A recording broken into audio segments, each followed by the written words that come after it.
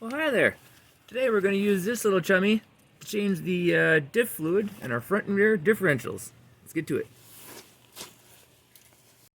First thing is get yourself a little bucket to catch all the drippings. Look under here. Here's the front differential.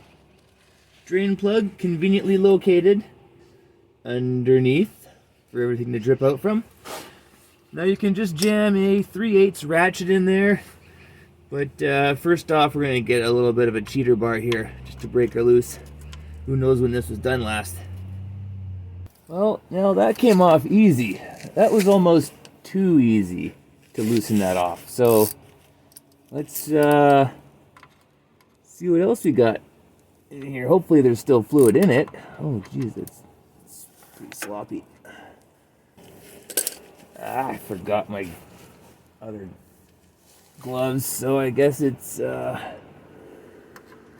will have to do.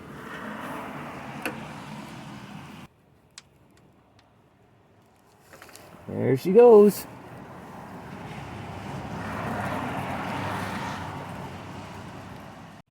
When you get the plug out, make sure to clean it really well. It's got a magnet on this end.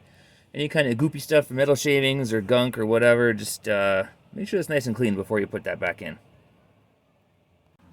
Alright, once she's all drained out, make sure that's in the bottom nice and secure. Now this up here is going to be the weep hole. The weep hole. This is what we're going to fill it from. Get 3/8 ratchet on there. Loosen that off. Take this out of here. Alright. Again, make sure to clean the plug really well before you jam it back in there. Alright, so I want to take our fancy little tool here, just a pump really, and we're going to jam it into our bottle. Now lucky for us, the bottle's bigger, so the threads don't fit, so yeah. Let's see how this goes. Okay. Whoop. Oh, shit. Oh my god, this is going to be messy. If you can plan ahead better than me, just a tip, get one that the threads match the bottle that you purchased. You just start pumping and squeezing. The other way to do it is to have a hose and funnel and all that and feed it from the top of the engine and have it drip into the diff, but for a one-man show, this will do. Now you want to keep filling this until it just starts to weep. It just starts to come out of this hole. That means that it's full. That's all you need to do. There you go. Now, after having to pump that little tiny thing about 8,000 times, maybe the hose from the top's a better idea. Or just get a bigger pump, maybe.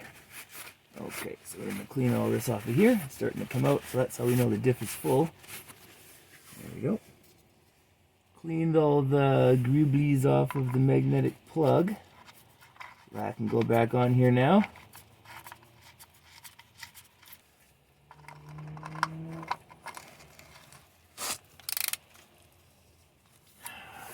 Good as new.